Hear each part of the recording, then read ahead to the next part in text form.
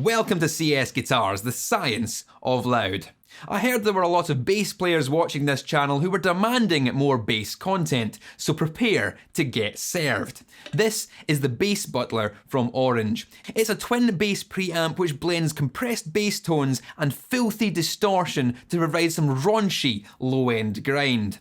It's all the goodness of classic bi-amped tones in one single, convenient package.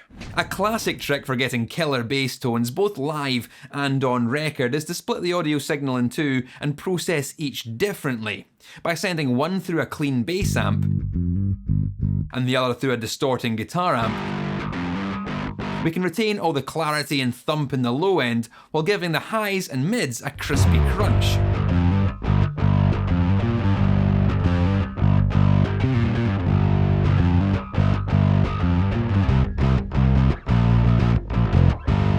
This method is called bi-amping and results in one huge sounding bass tone while still retaining full control over the sound compared to just throwing a distortion pedal in front of a bass amp. That's what the Bass Butler achieves here without the need for two massive amplifier setups.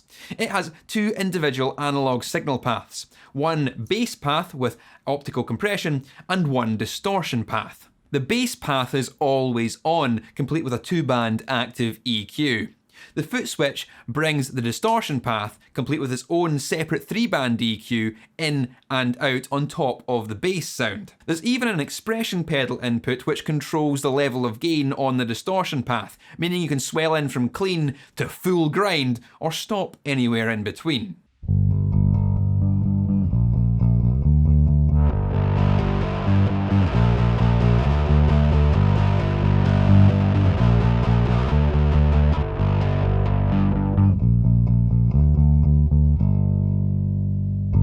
Orange's own video does a fantastic job in animating the twin signal paths and how they relate to the outputs, so I'm going to steal all of their hard work rather than trying to recreate these animations myself. There are two separate XLR outs for the clean and dirty paths. This means that you can record to two separate tracks in the studio or send to two separate channels to the front of house and let the engineer mix them in for the best sound. Both of these outputs are cabinet emulated, with the clean XLR being modelled after a bass amp and the dirty XLR being modelled after Orange's own PPC 412 guitar cab. Meanwhile, you can send a blended signal of both paths to your amplifier using the amp out connection.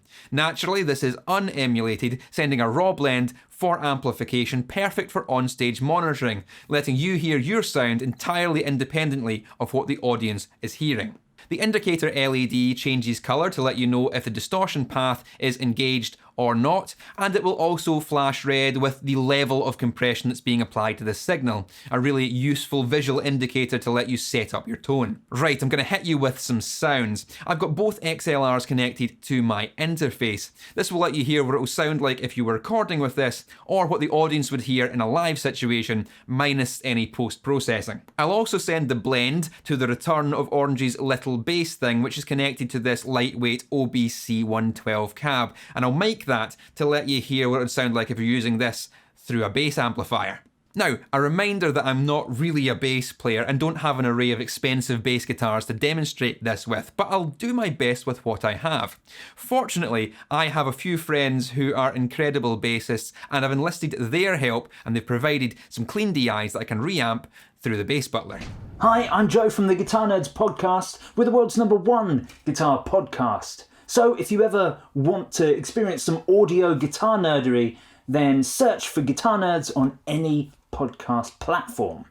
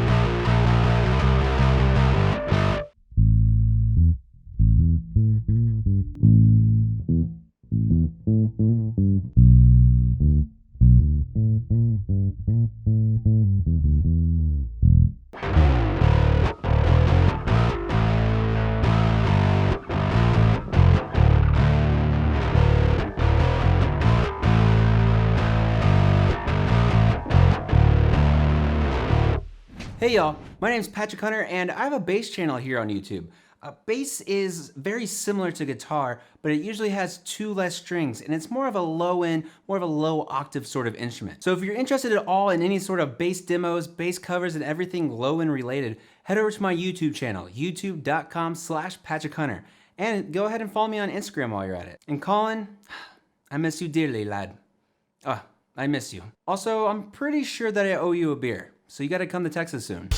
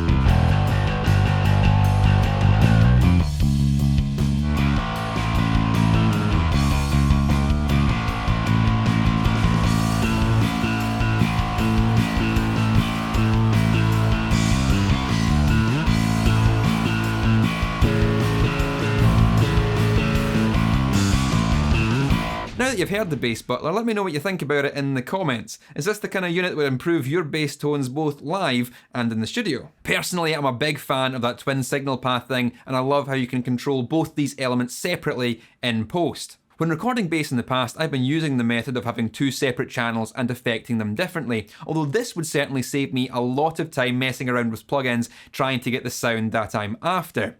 It certainly works in the studio, but I guess it's more designed for the bassists who are going to take this to a live gig and not the non-bassists struggling to get good bass recordings in their home studio. The expression pedal hooking into the gain control is a lot of fun and allows you to make things heavy only when you want them to.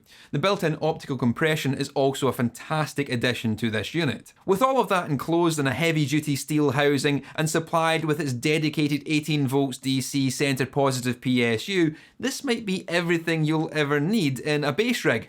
It's certainly going to be hard for me to hand this one back. As ever, if you want to find out more about the Bass Butler, check the price, or even buy one for yourself, links will be in the description underneath this video. You'll also find links there for the bass players who helped me out in this video. Go and give them your support. That's all for now though. Keep it loud, and I'll see you later.